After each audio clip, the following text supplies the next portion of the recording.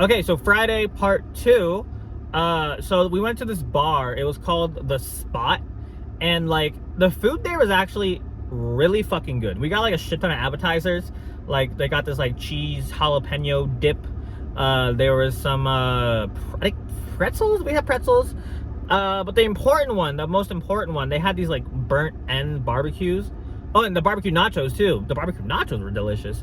Basically everything was fucking delicious, but the burnt ends were like amazing. We ate the shit out of those. I ate so much this weekend that I almost died. Like I had like you know when you like eat so much you have like a vacation stomach, you just like your stomach's like, okay, we're on vacation, let's allow my body to fill myself with more food than usual. I basically put myself in a fucking coma with the amount of food I ate. So yeah, we went to that place, and then after we went to I think it was the Flamingo that had, no, it wasn't the Flamingo. Who has the fucking Kiss mini golf? The Rio, I think. I forget. I'm pretty sure it's the Rio.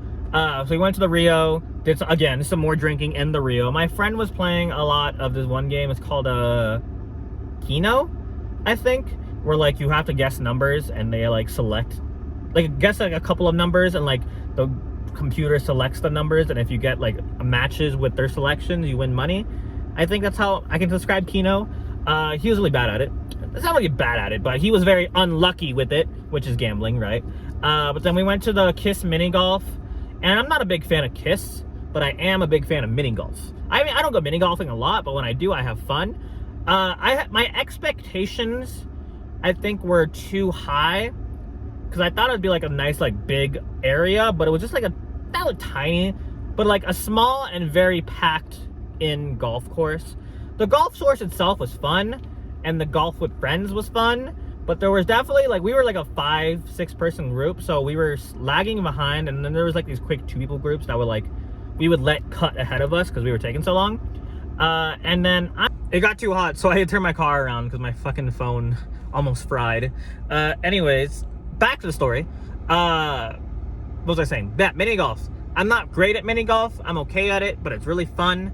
I did end up winning the entire thing, so that was great.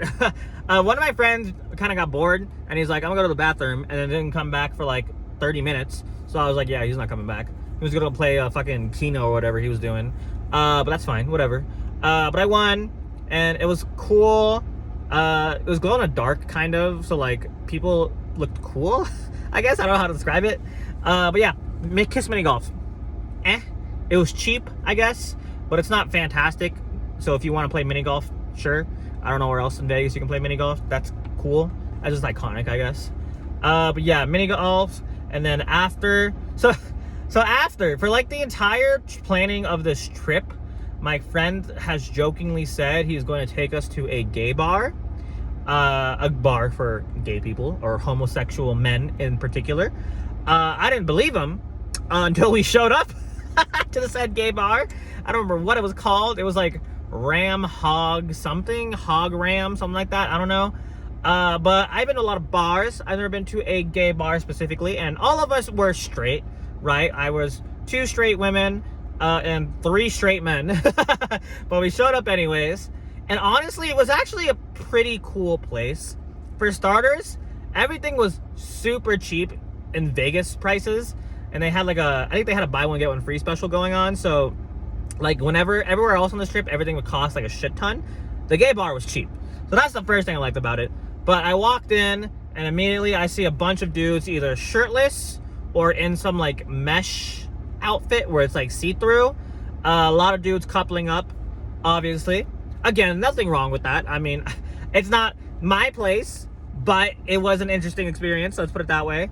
And then I guess we just got drinks, and my friend was like, I'll keep us from getting hit on. And like, I don't know how to describe this, as much as he became our boyfriend for the time. So like no dudes would hit on us, which was like great, because I wasn't really trying to get hit on. But also, I forgot to mention this the entire video, but at some point we went to a Party City place, and they got me a fucking tiara and like a birthday sash that said birthday girl. So I'm in a fucking gay bar that has a sash that says birthday girl and a tiara on. So I looked extra fruity, I guess. I don't know how else to describe it.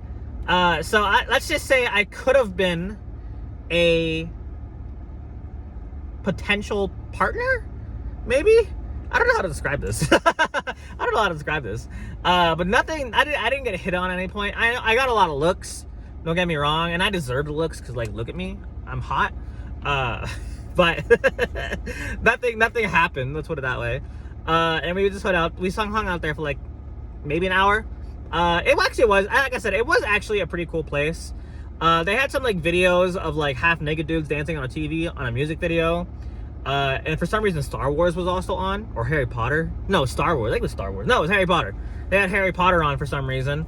I don't know why.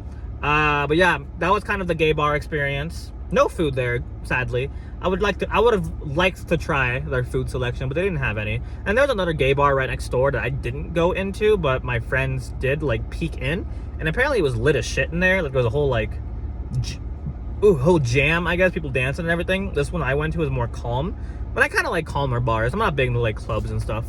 I'm an old man. I don't like loud noises, but yeah, that was that. And then we went to at this point it was basically like 1 in the morning, so we didn't have dinner because, like I said, the gay bar didn't have any food, so we went to dinner at another bar, and this bar was called The Bar. So we went to The Bar, and I got some bar food. I had like a quesadilla, a carne asada quesadilla, and it was whatever. I don't know what I expected. I honestly didn't know what I wanted to eat. I just know I wanted to eat something. And then for the final time, we drank some more. But then we went to bed because we had to wake up, not early, but late. Not early, but like we had to wake up to get somewhere, if that makes sense. So we went to bed. But it doesn't stop there, right? So I was on an inflatable mattress, and my friend was on the couch. And then my other two friends, who were like a couple, they were in the master bedroom. So they were sleeping. And at some point during the night, I had to go to the bathroom. And the way the apartment's set up is that there's one bathroom, but there's two ways to get into the bathroom, right? So there's a way to get into the master bedroom and a way to get into where we were in the living room. But you can lock it on both sides, right? Obviously, you gotta lock it on both doors to make sure you can't get in. And I think someone accidentally locked the door for my side, right? So I couldn't get in. I thought someone was in there, but no. So basically, in my like infinite wisdom brain, I had to formulate a plan to go to the bathroom. Let's put it that way, right? So I didn't want to wake anybody up. That was my first goal, was not to wake anybody up. The thing about my bed, it was an inflatable bed, that shit was so loud. Any movement I would make would just make the loudest like creaking noise because of like the pressure, I guess, on my body. You know what I mean? So it'd be loud as shit. I don't want to wake my friend up next to me. So it already took me like 5 minutes just to get out of bed because I don't want to be loud. And then it took me 5 minutes to figure out my bathroom strategy. And it was either go into the master bedroom and go into the door, which I didn't want to do because I don't want to wake anybody up because I don't want to be rude. The other thing was I could pee in the fucking sink in the kitchen, which is adjacent to the living room. But that was like a no, immediately no. So my other plan was that I would just go outside. Now, at my house, I can do that if the bathrooms are full because I have a backyard. Not that I do it often, obviously, but for like emergency situations, sometimes you gotta do what you gotta do, right? So I go outside, and the thing about being outside is that it's an apartment, so there's apartments everywhere, and I checked for cameras because I didn't want to be recorded. I don't think there was, but I was also barefoot. So basically what I did was I walked on these like rocks that I thought were gonna be super sharp, but I think some shit stuck in me because that hurt.